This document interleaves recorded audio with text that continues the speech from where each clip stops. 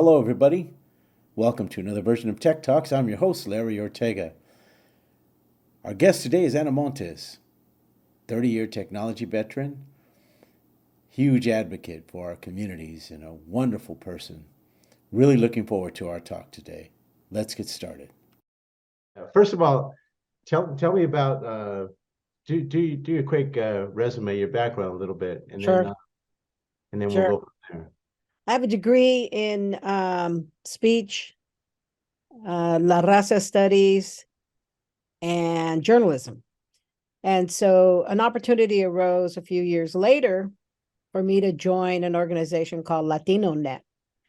And the goal of Latino Net was to get people online, to get nonprofit organizations online, getting their information online, getting eventually getting individuals online and training people how to use the technology. What year was this? What do you remember? It was in the 80s, late Oh, 80s. in the 80s. Okay. Yeah, it was in the 80s. You were ahead of the whole internet explosion as it came on, right? Yeah, we were ahead of the game just like you were, because when I looked at the video, I mean, you were doing things back then that groups only started doing in the last, 5, 6, 7 years?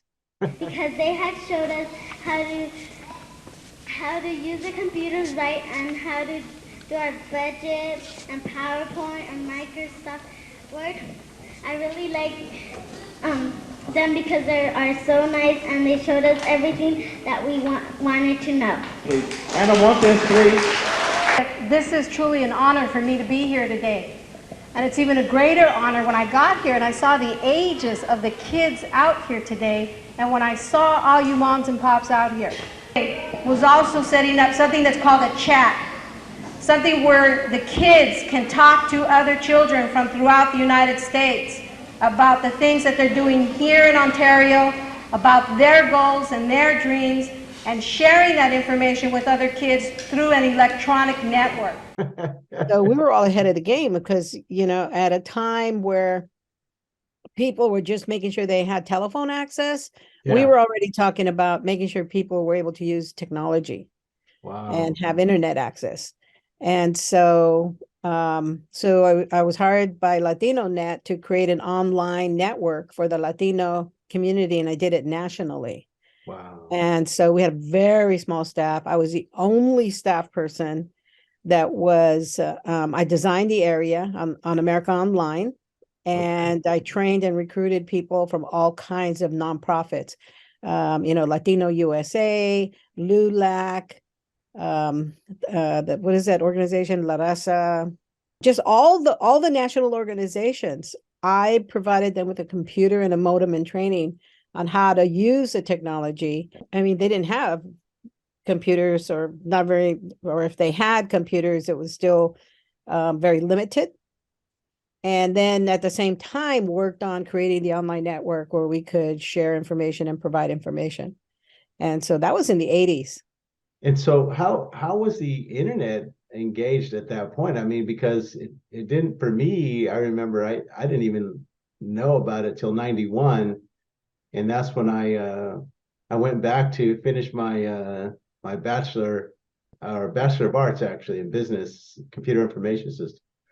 And I was asking the young kids there, what is this internet thing? And nobody knew. Nobody could tell me what it was. And supposed to be this thing. And I remember during my CIS classes, you're in the lab and you're programming and stuff. And there would always be this guy on these the bulletin boards. Remember the bulletin boards that they used to have? You would be communicating similar to how we do now on chats and things like that, but it was way beyond my understanding of what that was. And it was mostly for the geeks, right? So one of the biggest things I want to ask you, but as a female, and particularly Latino, I mean, you have like a double whammy barrier in entering technology. What inspired you? What was your inspiration to kind of like join Latino Net and this idea about connecting people? What was that for you? Well, my husband had started a community newspaper, El Tecolote, right? Okay. And so I just really felt that the information there was still a need to make sure that we provided information that was important to our communities, to as many communities as possible, and that the community newspaper didn't limit us just to one community because we all had similar problems as Latinos, right? So because of my jobs, I got exposed to technology. And actually, I'll correct, it was probably in the early 90s that I started doing the technology. And so I just really thought, I go, wow, I'd really like to do this work, to do a network where we're sharing information and news information, articles, because I wrote for the paper, I was the editor of the paper, and I was a columnist. And so I just felt we needed to do, I wanted to create an online network.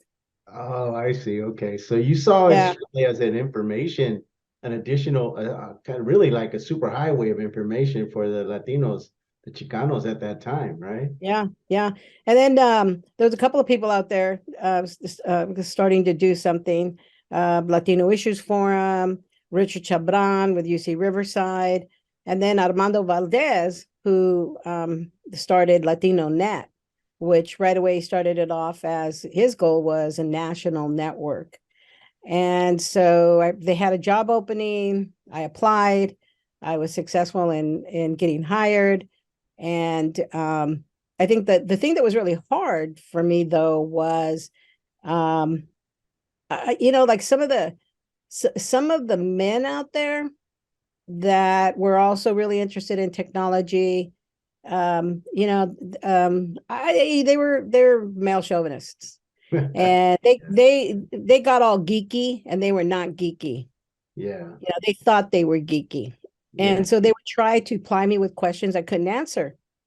And showed little respect. And I think that was more, I'm not going to say the names. If I said the names, you probably know who they are, and that they're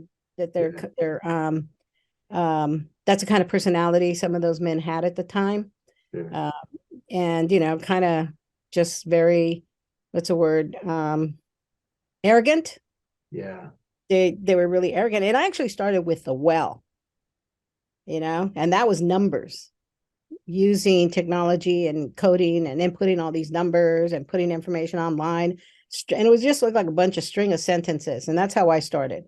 But our goal was, at that time, America Online had launched. Yeah. And so we worked at America Online to start building the network. And we also knew people didn't have computers. Organizations didn't have computers. I came from an organization that only had one. Yeah. And Sierra Leone Foundation had two or maybe three. Yeah, I think they had three. And they were very progressive, extremely progressive, to have three computers. So I just really loved the technology and just the idea of being able to communicate.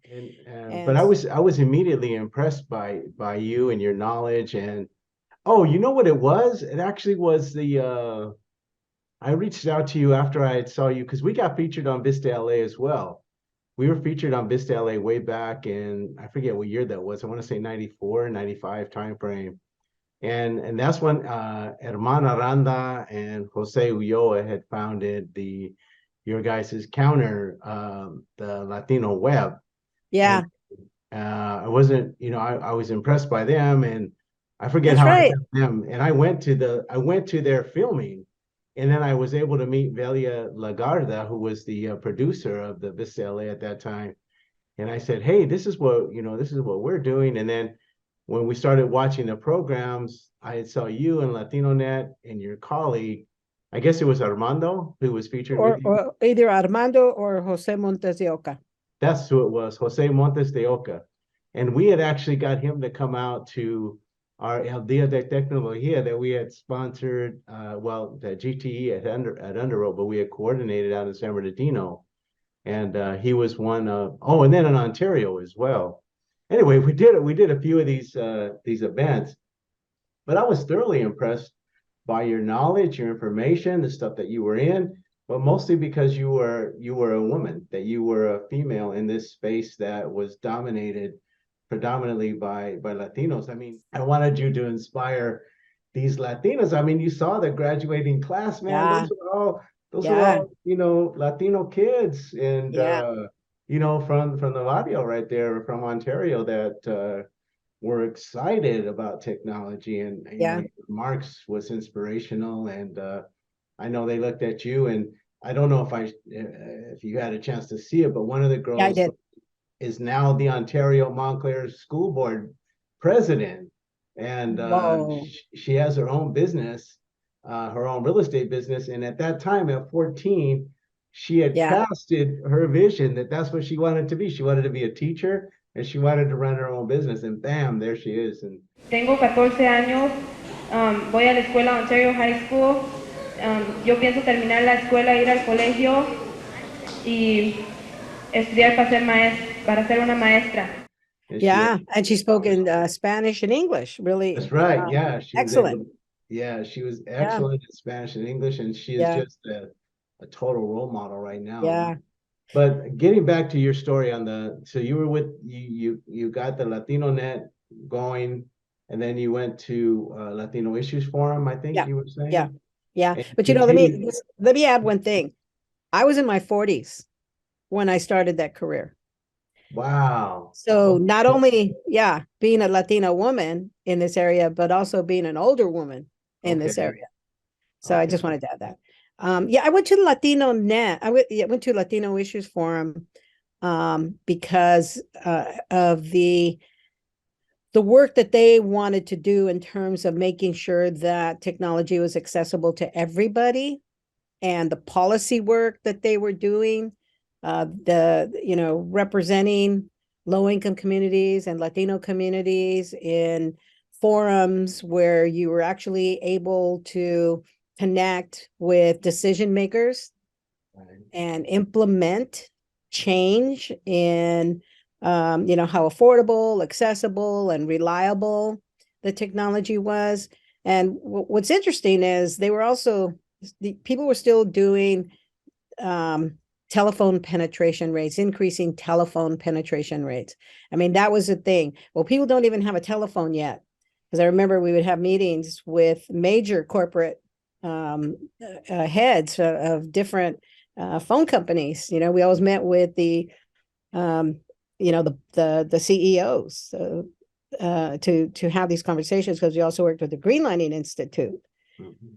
And so they were still talking about making sure everybody had a phone in the house. And John Gamboa and Armando Valdez said, hey, technology is going to be the next thing, and it's coming sooner than you think, and our communities are not going to have access.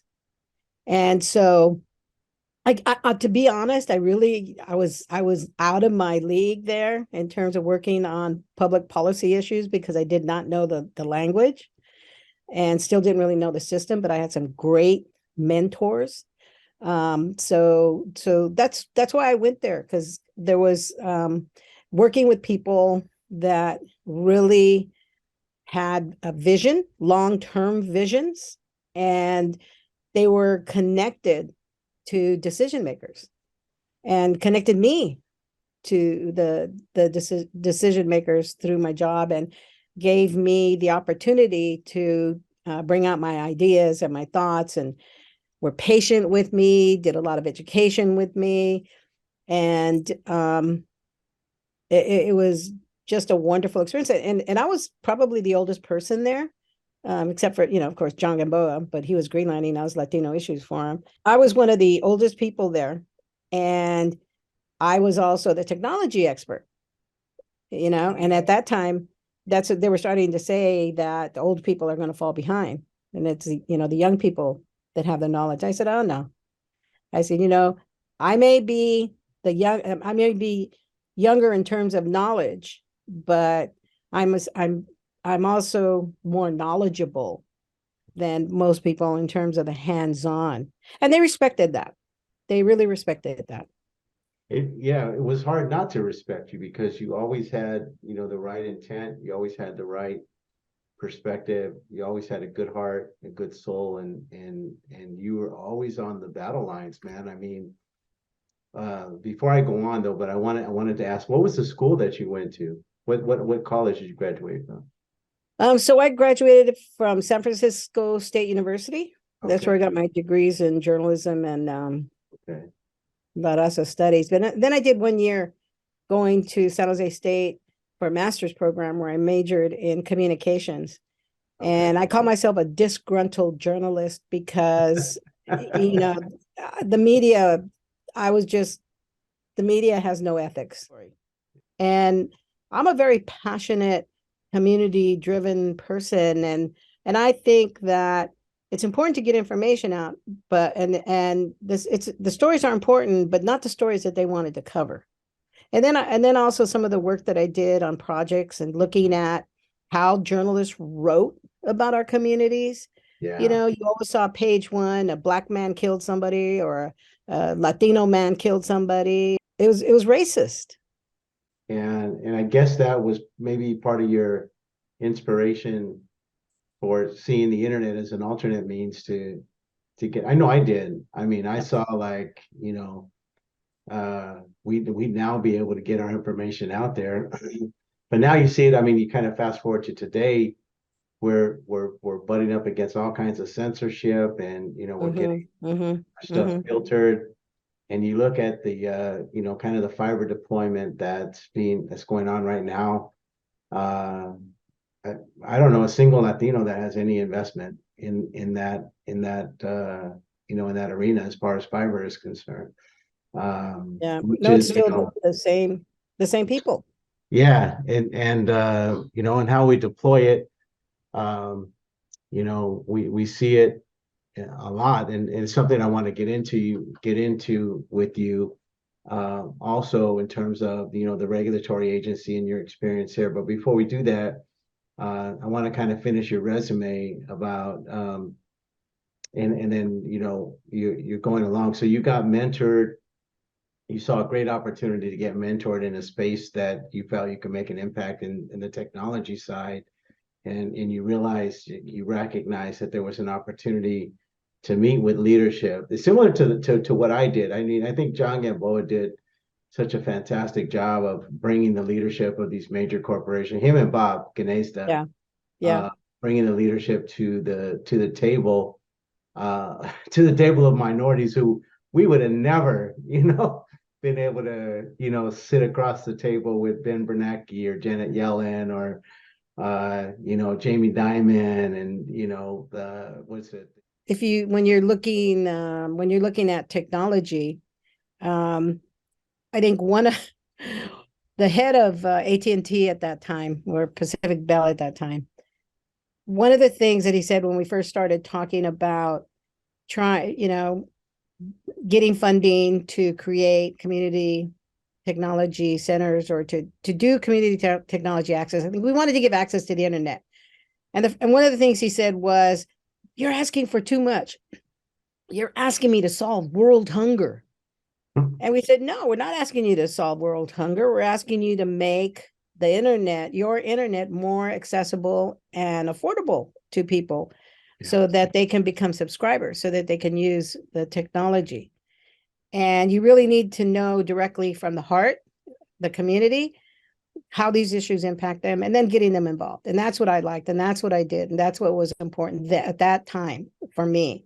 And I really saw this as an opportunity to bring people to the table, and to talk about what they're facing and what their needs are, and then doing some of the advocating. Yeah, your point, I think, was that when the groups were coming together, that y'all were working on the same thing, and that this was an opportunity to kind of collaborate, kind of stitch those efforts together to be even more powerful, which was kind of the greenlining model. I think it was, in terms of bringing a very diverse group of leaders from different backgrounds, Chinese, Korean, Latino, Black, and others, and that I thought that really made a presence in front of these corporate leaders. Got us the access, I think, that we needed, and have that message be able to be transmitted. But Larry, the other thing that was also important, and I think this is something that you've done as well, and it didn't always go well for us for doing that, but a lot of the times the people that were representing us out there on the whole issue of technology access didn't come from our community, had no knowledge of working with our community, and didn't look like us. And they were speaking for us, and they were getting all the money to do all these programs and all this investment.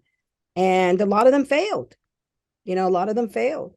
And so that was an opportunity to be able to say, is to bring, here we bring in the other voices of our community and connect, and us working with, legislators and corporations and implementing our visions, because what you were doing back then, they discovered that is that being the way to go in like 2010 or later.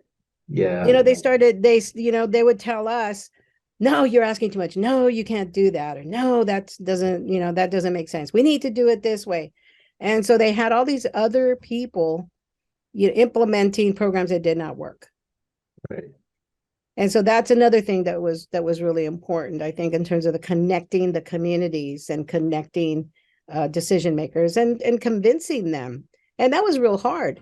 And then when we convinced them, when they understood that was a way to go, they had nothing to do with us. We were not a part of the continuation of these programs. Solution, right? Yeah. Not part of the solution at the end of the day. Yeah, we were not, but yet they took our ideas and made it theirs. You saw that happening. You have personal experience with that, right? Yep. Do you have an example you want to share? Sure. So, there was that idea of, okay, we're gonna bring technology to the communities, but we're gonna do it by just doing it in the schools, and we're gonna do it directly with the kids, and then the kids will teach the parents. Right. That was one thing. And so our idea was it takes a village. So if we're gonna invest in community, we're gonna invest in the kids, we got to bring in the whole family, invest in the family, because a lot of the belief out there by these other groups was, no, the parents aren't interested in technology, especially limited English speakers. Latinos are not interested. They don't see the value. Saw the value, but they couldn't afford it. So what we did is we created a program where we built a brand new computer lab in San Francisco at an elementary school. We created curriculum for parents and caregivers. We worked with the teachers to be able to have access to UC Santa Cruz, who developed curriculum for the teachers and worked with the teachers. And the parents were given like a 12-hour training at the schools. And, it could have been, so we saw grandma coming, we saw the babysitter coming, auntie coming. We had, 3 generations in a workshop learning how to use computers. Because, you look today, some people don't even know how to use their iPhone. Right. And barely know how to turn on a computer. So, and look at all the information is out there today. We had people doing, we trained them on troubleshooting your computer, doing a resume. That's how we taught them to use Microsoft Word, doing online banking. That gave them access to banking, and it gave them a skill on how to use the internet. So we did all these different, we created this curriculum that was useful and easy to use, because all that information out there was, you couldn't understand it. And so that was our model. And we also created a community lab in the community. And we also did that in Watsonville. What school was that in San Francisco? Geez, I always forget the name of that school. It was a Mission District school that was, it was going to close because they were not doing well. The Mission District, and then you guys went to Watsonville. We went and we worked with Bajaro Valley Unified School District. That's awesome. And we did the same thing with farm worker kids and their families, but there was also some of the other families. There in Watsonville, you were servicing the farm worker families. So the kids that came from farm worker families, their parents also came. Wow. So we created a curriculum in English and Spanish. Do you have any video footage of that? Do you have any pictures? See, I have video footage for the one in San Francisco. There's probably something for the one in Watsonville. Actually, you know what we did? I have a written report on that Okay. that was never distributed, Oh man, unfortunately. I'd love to So I can send that to you. But Yeah, we I'd love did to do it. see It was in that. writing. And one of the things that we learned in San Francisco, we did that curriculum that we did for the families. A parent came to us and said, a couple of parents said, I went to City College and I took some computer courses and I got a job because of what I learned Yeah, with your training, yeah, because we dealt in reality. right. They dealt in, theory. It was theory. Yeah. You didn't get on a computer right away. Yeah, exactly. They kind of explain the mechanics of it, but never really get to the practical application of Yeah. it. That's always been my criticism of, Yep. And you know what that is? It goes back to what you're saying. And I think the point that you're going to make right now is that they're not connected to our community. They don't understand our community. So they come and try to overlay an idea or snatch an idea and say, hey, we got it from here. Which, I have multiple stories that I Yeah. can share about that. But Yeah. And the other thing is, we always said that if a program is going to be successful, you have to give people training and access to the equipment and to the internet. And the kids are not going to teach the parents, Right. and people want access. So move away from that racist ideology that people of color, poor people, and limited English speakers and Latinos don't want to have access to the technology, because we have parents coming into a class to this one training. We kicked it off with some a little more technical knowledge on how to fix your computer, and then we were thinking about, oh my God, how do you translate mouse? Because I think we were doing a class and it says, how do we make sure we translate mouse? And I think we were teaching them at that time how to change a battery or something like that. And so this one parent says, sí, mira, esto es el mouse, y esto es el keyboard, y este es el hard drive, y esto es el problema, after we went through a little bit of training. So, right there, I mean, we already knew it, Yeah. but right there, we proved it. Right. Yeah. And so, I think one of the things that people, a lot of those other organizers that got all the money, now they started saying, like, I don't know, I guess about 10 years ago, Sonny McPeak being one of the people, it takes training and it takes access and it takes investment. And then all these millions of dollars were spent on doing outreach. Yeah. Just to do outreach and tell people to use a computer. You know what, people? The millions of dollars you spent on outreach was a waste of money. What we needed to do was invest in training and getting the technology and the equipment in the house, and doing all of those practical things, hands-on things, because people did want to know how to use a computer. Exactly. Yeah. So people at that time felt that we were doing impossible things, that if people wanted it, they would find a way to get it. They buy their kids Nintendo. So if they really wanted it, they would buy a computer, irregardless of the fact that the investment was so incredibly high. Right. And the costs. And the knowledge. I think what a lot of it was understanding what it could do. I always like telling the story from our kids in Baldwin Park when we started with a refurbishing program, and we we sent a computer home with a kid, and this kid had been in our class for over a year already, and he had all these skills. He was featured on Vista LA, one of the lead kids, and he kept asking his dad for a computer, to connect to the internet, and his dad said, no, we can't afford it. And so that, the parent just didn't understand. And we gave him a computer. He connected it to the internet. And within a week, his dad bought him a brand new computer, because dad was finally, for the first time, saw with his own eyes what the impact of this thing could do, the technology could do. And so it took us giving him a free computer, refurbished, for his dad to really kind of understand it.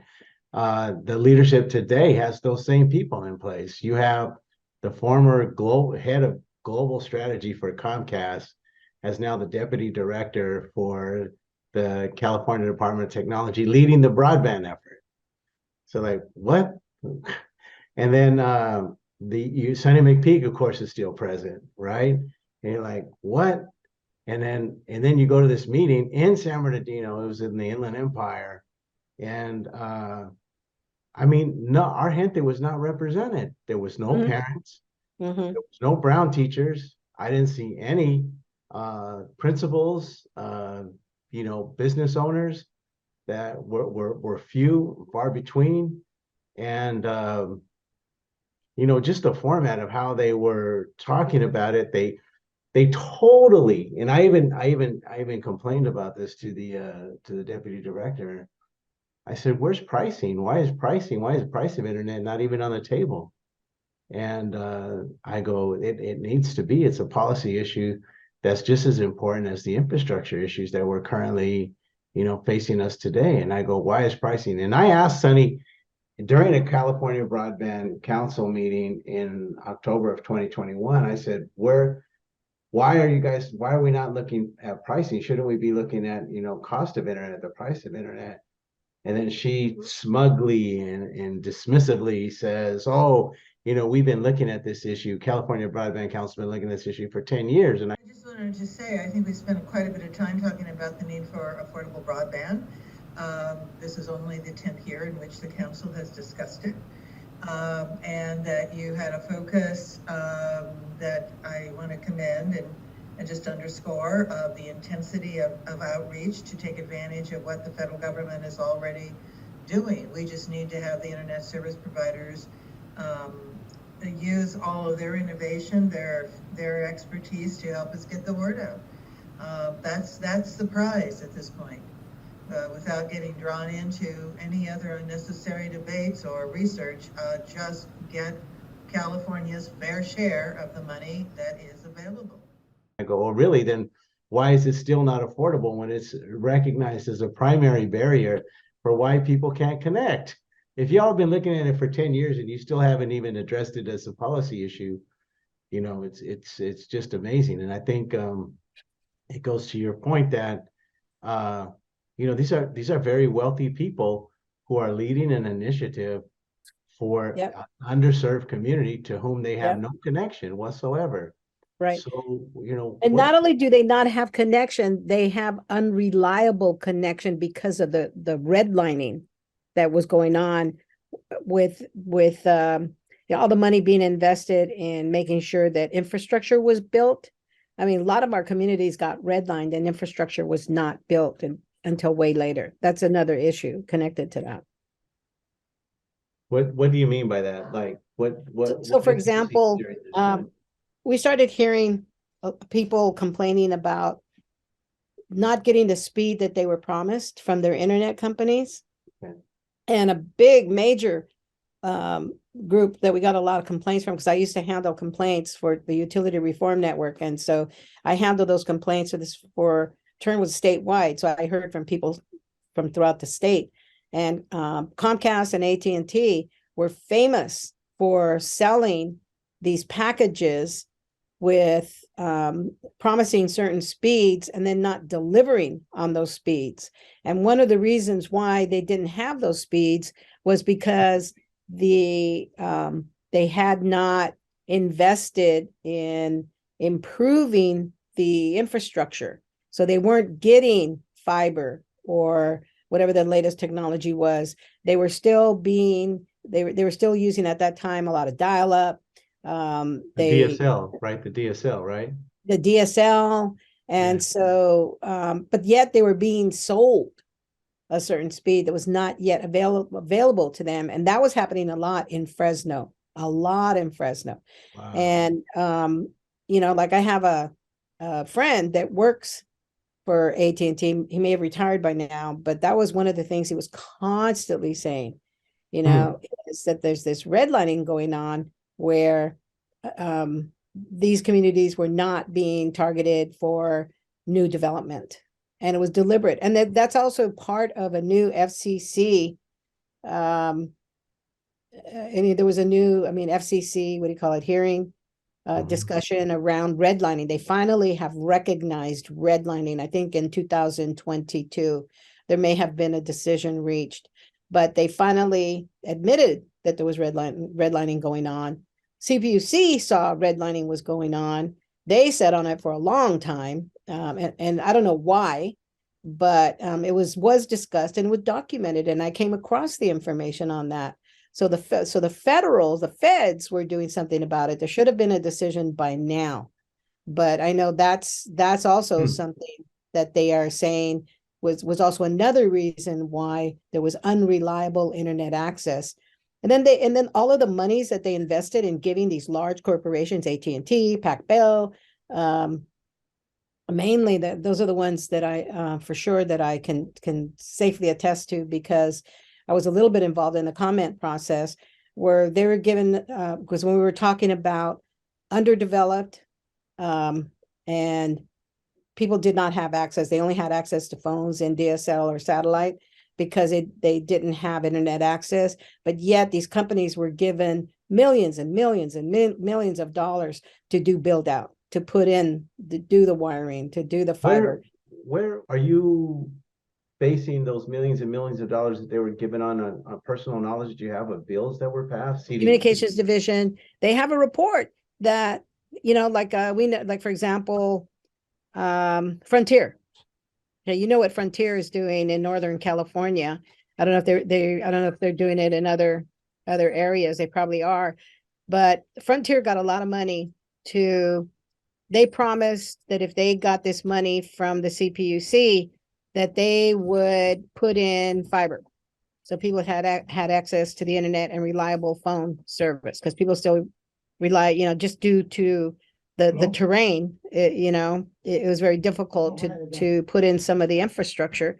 Sure. That they would make sure everybody had, that they would invest in them, and they would make sure that lines were put in, that fiber was put in so that people would have access. Well, it wasn't happening. And the same thing with the other companies throughout the years, for years they were getting this money to put in infrastructure. This was documented by the It's documented. Yeah. I'll try to do a little search. That is I do have interesting, because I do have some of my and then files. the thing that's really special about you is that you have like kind of the inside knowledge about what is going on and how, because we all know we're getting screwed, but we don't know like how. And you got the inside how knowledge that I think that is so particular, like your experience with Turn.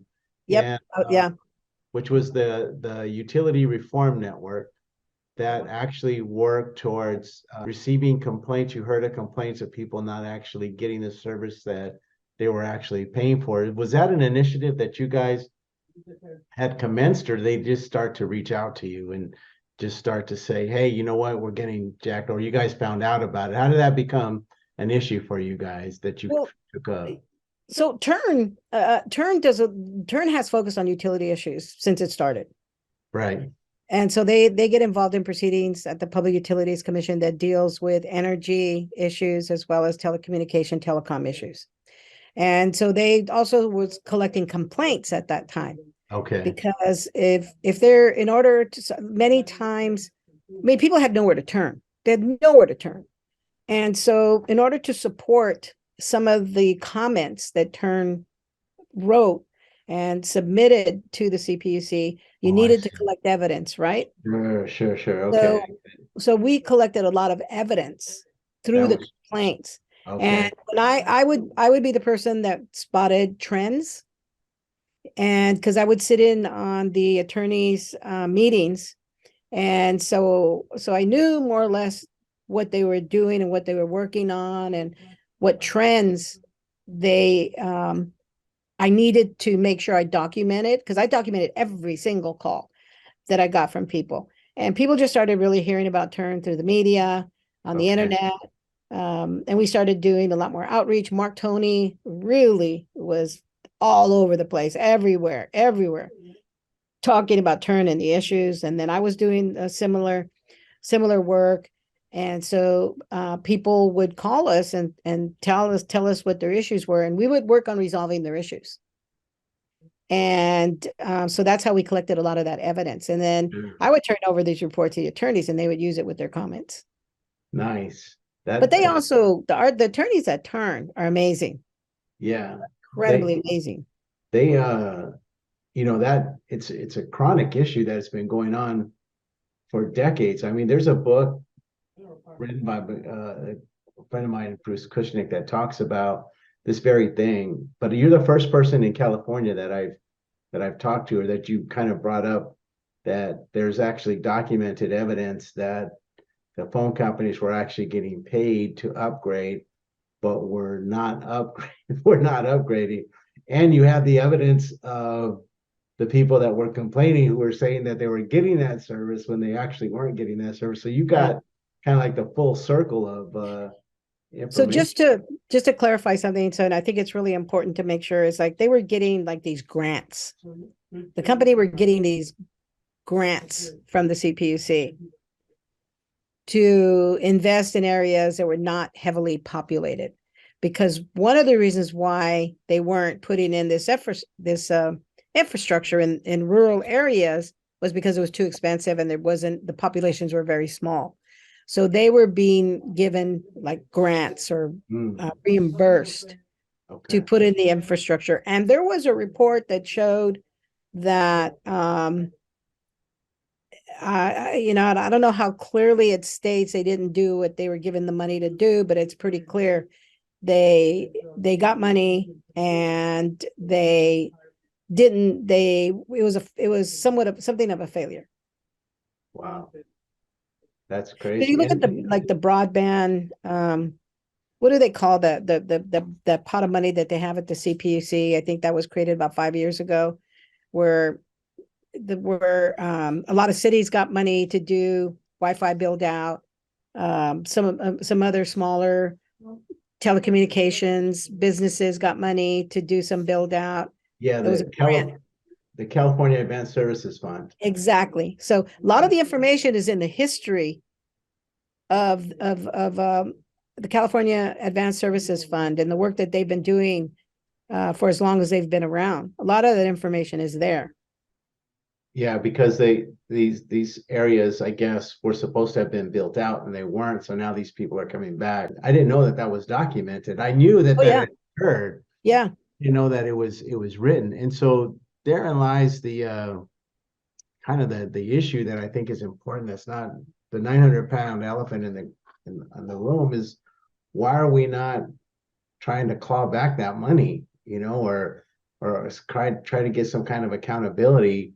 And it looks like we're getting ready. You know, with the Biden administration's $42 billion plan, they're ready to throw more money at it.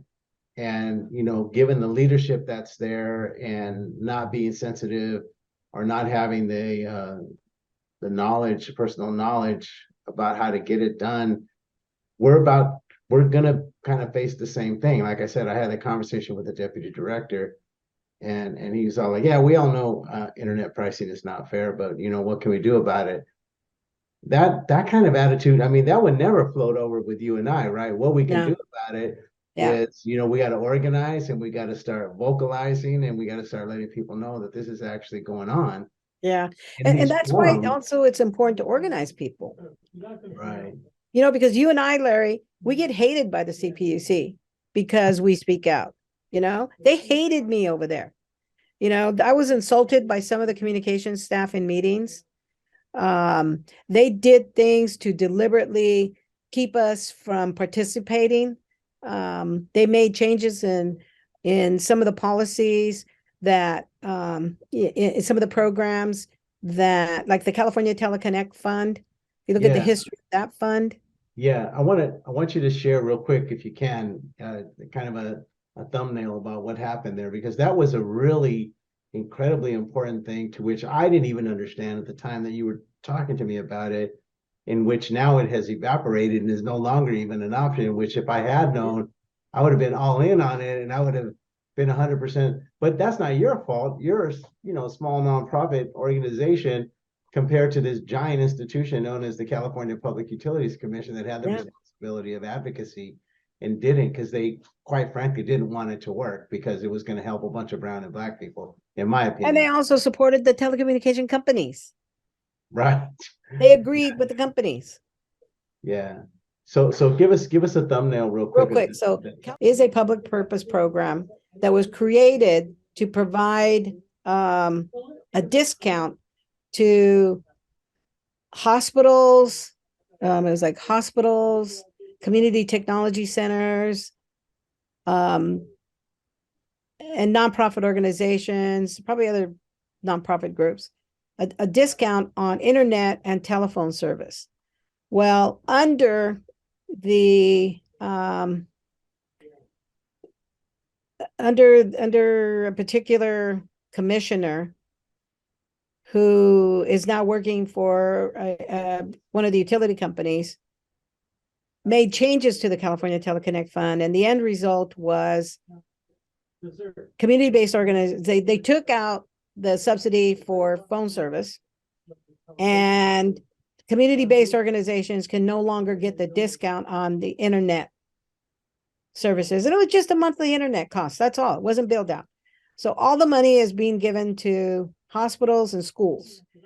And my feeling at the time, I resigned in protest.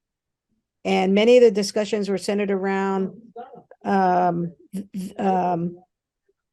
saying that the community-based organizations was not an access point for community members. Is that the revolving door aspect of these regulators coming in and then jumping in to these high paid, jobs that they get as a result of setting, policy favorable to the corporation that they were regulating in the beginning. And so, I mean, that whole thing is just stinks in the way that they do them. They've hurt us. And there should be some way of like calling them out, in terms of how they do it. I know that you see Rochelle Shung, who's done a lot kind of in this area. I know that we had thought she was going to be a champion for us on the commission and on the FCC. And then it turned out that, the policies that she had voted on were just, for the communications companies that she was regulating. Well, she championed deregulation. She's responsible for deregulation of the telephone companies. That's why that there's less consumer protections. And that's kind of how it led to how we all got burned, in the long run. I think the revolving door aspect of our regulators, that needs to be there needs to be a complete moratorium on that, altogether. That, if you become a regulator, you can't work for a corporation that you regulated, for the next 10 years or something of that sort. That way there's it's also the staff there. The staff there is just as bad. A lot of the staff members there, they don't have, like I was constantly saying, we need to have an en banc that talks about how to work with community people. What are the needs and the interests of the community people? It's not all about what you think the needs are, but it's about what are their needs, like, for example, when they were talking about raising rates, right? So it's not just telecommunications, but energy. Look at how crazy energy is. When they were talking about raising rates, we would bring people to come and speak at business meetings where you had all the commissioners. And we just told people, how would a rate increase affect you? Here's how much it'll be on your monthly bill. So $10, $2. How does that affect your monthly budget? So we have people come and say, $2 is half of my transportation costs every day. Every day. That's how it impacts me. $2 takes away the money I need to buy milk. $10 takes away from me to be able to buy medicine or to buy groceries. I only get $600 a month. It all goes to rent. I only get $800 a month. Most of it goes to rent. Some of it goes to food. One of the commissioners had the gall to say, well, there's food banks that we can direct you to. And just come up and talk to one of our staff members, and they'll give you information on where you can go and take your family and stand in line and get free food. The gall of that commissioner to tell a person that's saying, this is how the $10 rate increase per month would affect me. Go stand in a food bank line with your family. It's awful. Those are the people that have to speak up, though. Because I also had a commissioner tell me one time that one of the reasons why we didn't get a policy passed that I in particular worked really, really hard on from when I was at Latino Issues Forum was a truth in advertising policy. You should get what you pay for. And the commissioners did not support it because nobody came out in support. Nobody came out and spoke. The truth in advertising for the telecommunication services? Yeah, for internet? yeah.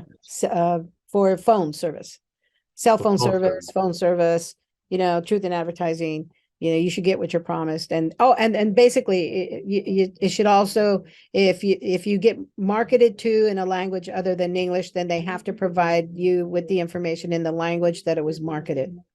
Where do we go from here? How do we start the change? Where we have kind of the same problem that we're looking at, where you have people that are in charge of all the, the money. How do we get them? How do we begin to impact that? So one of the things that I did at Latino Issues Forum that's still going on, and Dignity Health is a big funder for Turn right now to continue that work, one of the things is to train and educate community-based organizations that provide direct services to our communities. But we really need to invest a lot more money in being able to really reach out and organize people. I think for me, I believe that there's certain areas where the organizing can be done, certain communities that we can focus on. One is the Bay Area because the CPUC is here. Another is in Sacramento because the state legislators are there. And we just really need to turn out some huge crowds, and we need to be visible. I mean, it has to be tied into to other real issues impacting people the most. Where does the funding to organize like that come from? Who's it coming from? And then the other two-part question, where does the funding come from? And then what about the people that have been picked off by the corporations, like the big nonprofits, to stand down? I mean, you remember I was when I was, being funded by then Verizon, and you were talking to me about DIVCA, and that was in direct contradiction to the hand that fed me, basically. Yeah. I couldn't get on board. In fact, I needed to be on the other side of the issue. I was asked to be on the other side of the issue.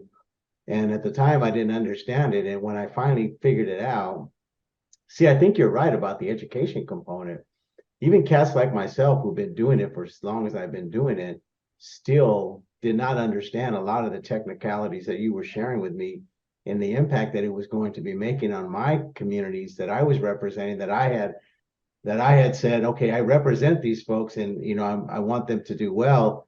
But yet the policies that I was supporting unknowingly, unwittingly, really, were going to hurt them in the long run, which did created the digital divide as we know it today.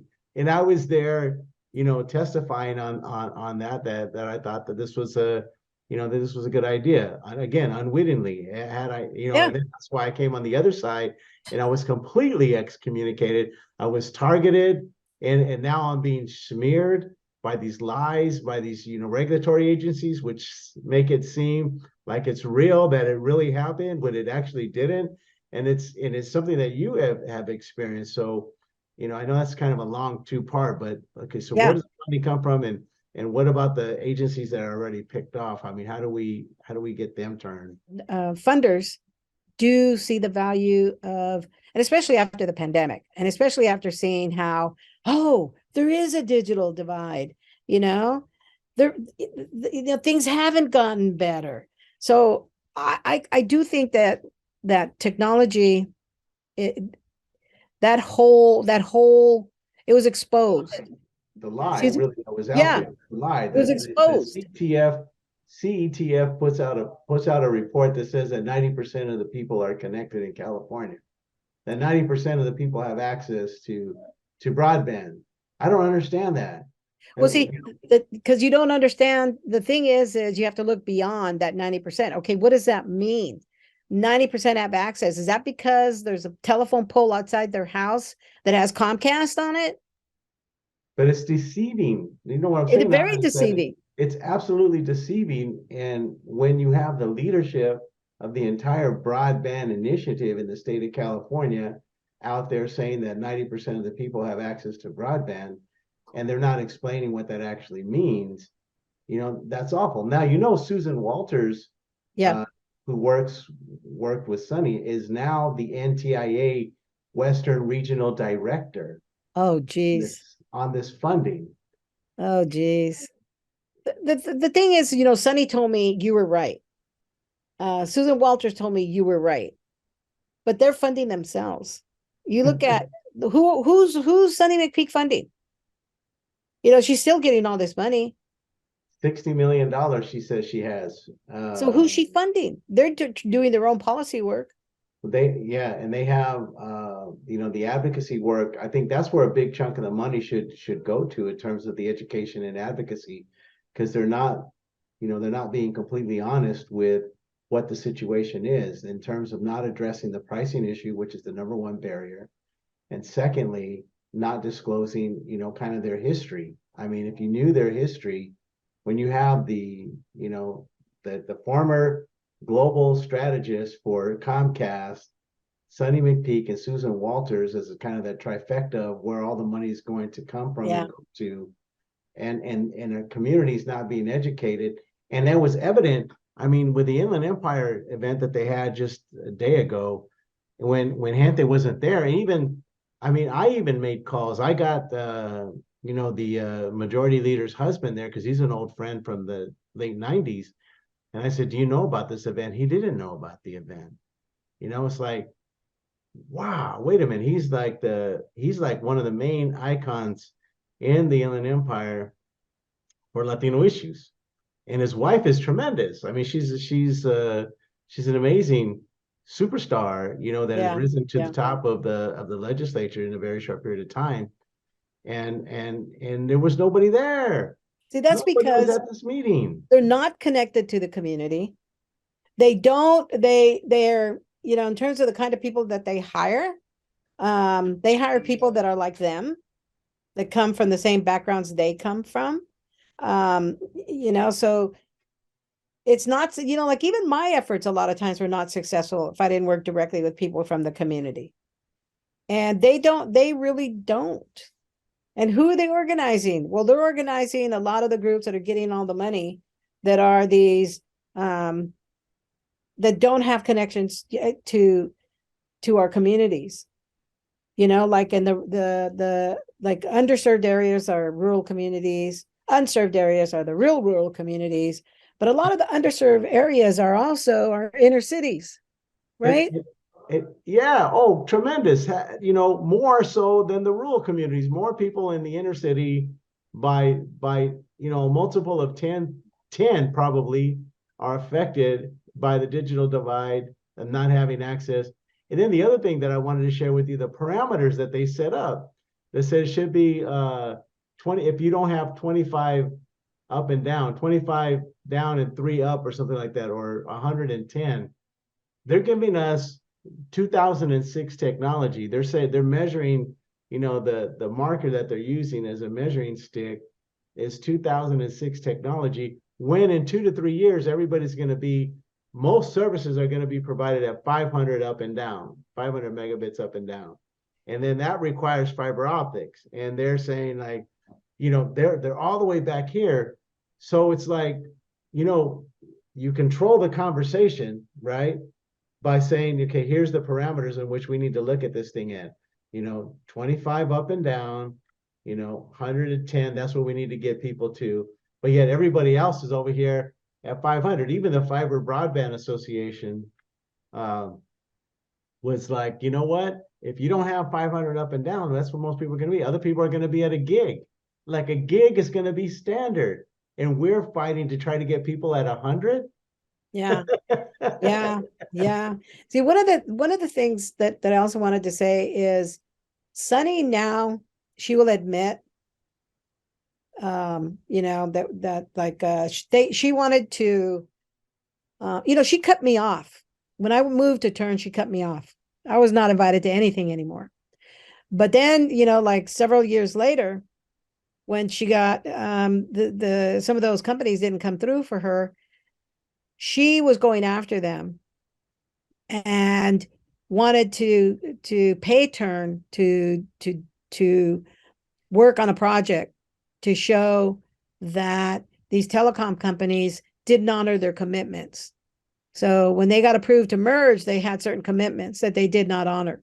They And so haven't, Mark not a single refused. one. Not a Yeah, single Mark, one yet. yeah, Mark said, no, we will do it because we want to do it, but we're not going to take any money from you. Yeah. Because I think that then some groups will make a deal with that company saying, hey, we proved you didn't make your commitment. And then the company will turn around and say, we'll give you $50,000 or $100,000. You know, there's amazing people out there, but they lack the knowledge and understanding. Everywhere that I went to, on a 95% of our elected officials don't even understand that there's a difference between wireless and fiber optics. Oh yeah. Pricing is number one. If we can't get at pricing, you know, then and we're not going to talk about pricing. California Broadband Council is not going to talk about pricing. This broadband effort that they're doing right now is not going to talk about pricing. NTIA, you know, the West Regional Director, she sure in the heck's not going to talk about pricing. I mean, because she's a spinoff of Sunny's group, right? So they're going to keep that same policy in place. And so it's so convoluted and backward that, and unless we can do this Latino net kind of thing where we have this bulletin board of saying, here's where the information is at. This is what we need to be looking at. Every home should be connected with fiber. Second of all, it needs to be affordable. It needs to be at $25 a month, like these models that exist throughout the country. Third of all, the representation and the leadership on this effort needs to include community-based experts like myself, like you, people who have actually done this stuff, and not people who are talking about doing this stuff. Right. Hey, Larry, before I forget, it's documented that one of the things before deregulation, there's a lot of promises made by the telecom companies, and the competition was also going to lower prices. That never happens. It's documented that it's not happened. The CPUC has a report, and I believe it may also be in that federal order that prices have not gone down. And I think I hopefully I have that report saved, because, you know, the CPUC website is so unreliable. You can find information one day and it's gone the next day.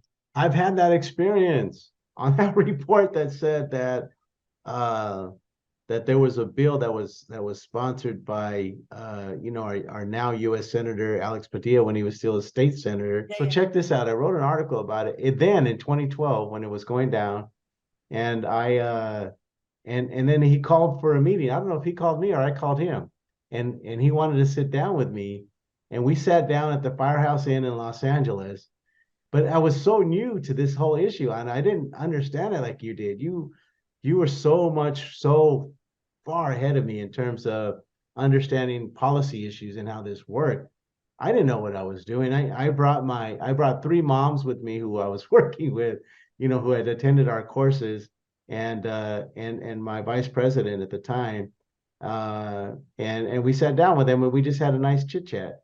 When I should have been hammering him on, hey man, this is a terrible bill, man. What are you trying to do? You know, and it should have got, you know, if I would have known now, if I would have known then rather what I know now, I would have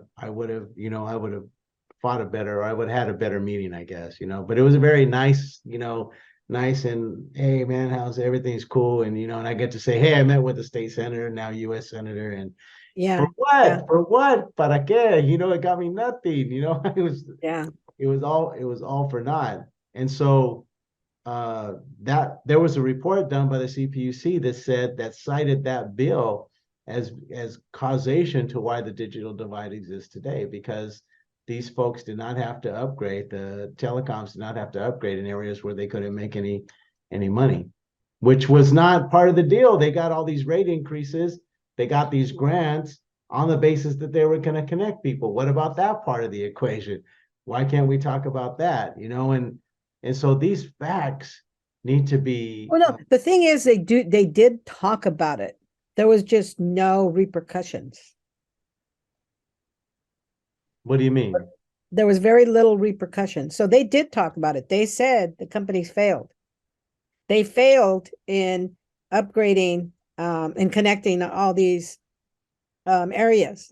They failed, and I think the repercussion might have been that they could not get any of the CASF dollars. Okay, but then see that changed as well, or yeah. So they've now made an exception to that, to whatever that mandate was. They've made an exception to that, and now they are able to apply for those monies. I think they might have been shut out in the initial rounds. Yeah, now they are, and they have a right of first refusal, which means that in their service area. Yeah, in their service area. So there's a place in Newberry Springs, which is 40 minutes outside of Barstow, and population, I forget. I met the guy who was kind of leading the way there. They got what did he say? They got 10 up and 3 down up there. 10 megabits up and 3 download, or vice versa. I forget what it is. And he goes, and we're trying to get, you guys to lay fiber out here. And he goes, what has happened is that Frontier, what used to be GTE or Verizon, took over, and they have the first right of refusal. So they can't even get money to upgrade, even though Frontier has no intentions of upgrading. All they need to do is say, hey, we're going to upgrade you guys, eventually, and then that slams them, and that's it. So, these kinds of, there should be like a shot clock on it. Like, how they do the shot clock on deployment of some of this wireless, the 5G stuff. They should do a shot clock on that. Like, hey, man, if these guys aren't upgraded to 500 up and down by, a certain way, these guys can go get that money. And one of the things is that in terms of like when you're talking about education, I think one of the things that I've also found, and in terms of like, especially educating like legislators, and it's the staff that you really want to educate, because, the legislators themselves rely on their staff a lot. CPUC commissioners rely on their staff a lot. And so one of the things you need to make sure is that part of the education also includes, this whole free market theory, which is what Rochelle Chong believed and some of the other commissioners believed, is if we that in order to make sure that there's competition, in order for the prices to go down, we should let the phone companies handle it themselves, or the internet companies handle it themselves, because they're going to have all this competition, so the prices are going to go down. There's always been the three-pronged argument, right, for mergers. One, prices will go down, innovation will increase, and more jobs will be created, right? Service quality of service will be better. There's no evidence of that ever. I mean, you look at the NBC Comcast merger and what Comcast had committed to doing and connecting everybody. And then Greenlining did a report 5 years later, I think in 2015, 2016, saying that they had made less than 1% penetration in the target market that they said that they were going to serve. So I called them out in 2014. The other panel, I was sitting with Olga Talamante. It was her and I on a panel with the Comcast guy, and Regina from your guys' team was there on that panel, as well as somebody else. And so it was us 5. And I had remarked that, You had mentioned earlier about the disappointment in Internet Essentials. I would echo that. And I read the response that Comcast had made relative to the criticism that they were served up in their merger. And that, my take on that is that Comcast's response was, hey, they may be crumbs, and they may not be the best crumbs, but they're more crumbs than any other ISP has provided to date. And the guy about fell off of his chair, man. He was livid. He turned even red. And he says, I'm insulted. I can't believe you would say that. Do you remember who that guy was? But the idea that what they have done with Internet Essentials is crumbs is ludicrous, and it's offensive. And they have signed up 1.4 million people across the country, 350,000 families, and frankly, I'm offended to hear you say that. Yeah, it was Zimmerman. He was with the Okay, yeah, National Technology something or other. This whole thing that we've been talking about is, the California Endowment, they said that their effort to fund all these programs for 5 years really wasn't as successful. Sonny McPeak found that the way that she implemented their funding, the way, how people had to, how much was it to adult, how much money did the groups have to have before they can even get funded? I forgot how much money to every dollar they had to have, like 3 for every dollar or something, like whatever that was. It was 75%, I think it was. Yeah. And then she said that didn't work. And yet we're saying from the get-go, this is what works. So maybe what's happened that's recent that also says we were right. What happened during the pandemic? First thing I said was we were right again. Again, now all these people that said that there was no digital divide, pandemic proved them wrong. 90% connected, 90% access. I mean, that's just wrong, man. That's just almost evil, But then there was other studies that came out and said they weren't connected. And it was proven by the schools. They were not connected. There was all these things that went wrong. People lived in areas where they couldn't access the internet. This equipment went home to a home where there were 3, 4, 5 kids going to school, and they only had one laptop and one internet connection. So the way that these programs got implemented, they were set to fail. That's all documented now. Yeah. And the thing is what does that do? Well, it proves what we've been saying for years. And I think it also proves that the way that you did it was the right way to do it. So what was the result? I really feel that your story needs to be told. That's what I'm getting down to. Your story needs to be told.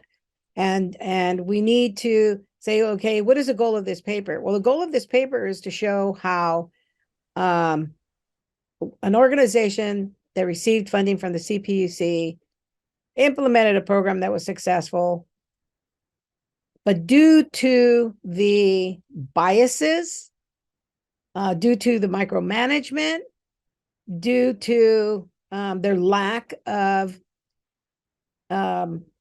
understanding integrity, inequities, their lack of understanding of the community, they gave you a failing grade that impacted you by thousands of dollars. Everyone else got to do their publicity by having a 1 hour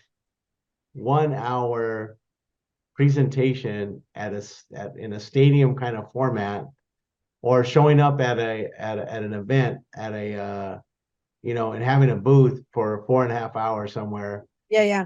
And then that was their promotion, where we were walking people through step by step how to get online, how to access what the tools were that they had access to.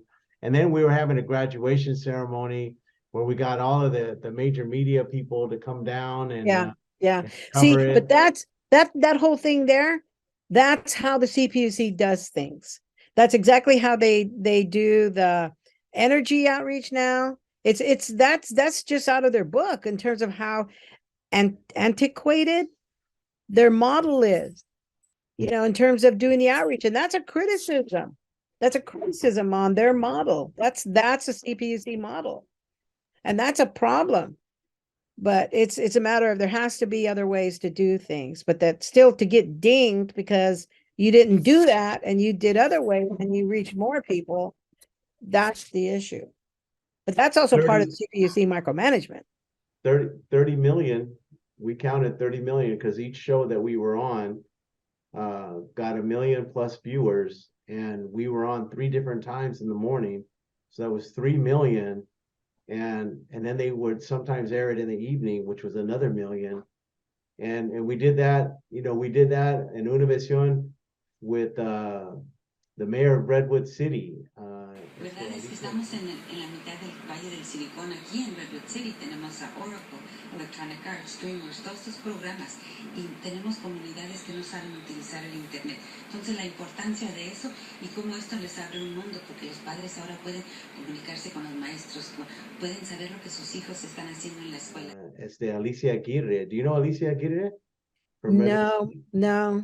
Yeah, so we did an interview. She was on Univision, and for that area, man, that was a big deal, for them to be covered like that. Yeah. And, Yeah. we got twice in Fresno, where we were in Parlier one time. On both times, I think we were in Parlier. Un millón de nuevos usuarios del Internet en California, que se llevó a cabo en la escuela primaria Ben Benavides de Parlier, un programa que busca mejorar el estilo de vida de las comunidades de bajos recursos, encauzar a los padres a la verdadera adopción. In collaboration with Ben Benavides, he had helped me collaborate. We had, champions, man, that were serious about trying to make impact. And they would embrace the program because they recognized how important it was to get parents acclimated to this resource. And the parents loved it. One of the most fantastic graduation ceremonies that I've ever been at was from Raisin City, small little town. We had 2 of the dads that participated in the program. It started out with 12, and we ended up with like 25 because the word just got out, and the parents were going like, "Bam, man, I want to be there." And I think it was limited just because we had the number of computers that we had, and they were all there. But at the graduation ceremony, there was 2 dads. They wrote a song and they played a song on their guitar. Oh. And they had the parents walking in with the robes, the graduation robes, because they had some. And they were all walking in while they were playing this song they were talking about their experience in the class and how it had empowered them. I'll share the video with you. It's so That's amazing, awesome. man. It's so beautiful.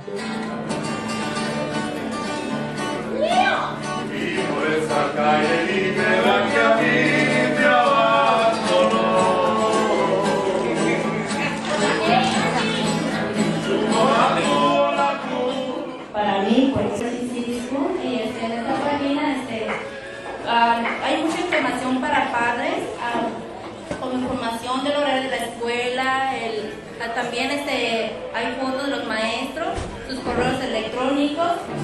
Because that's what I hear them say, is that now I can sit with my child and be able to help them on the internet. Some of them have even gone to the point of purchasing a computer. And, and so the TV station came out and they covered us on this stuff. Yeah. Where are you going to get that kind of publication promotion that's going to go directly into millions of households in the region, Spanish speaking, mostly monolingual households? Well, see, that's what I'm saying. It shows that they put no value, zero, on something that works, because their idea of what works is that other model. And that doesn't, we can't, I'm not going to say that other model doesn't work, but so does this. And so they can't put their values to say that you failed. And that's exactly, I mean, I feel that sounds like exactly what they did.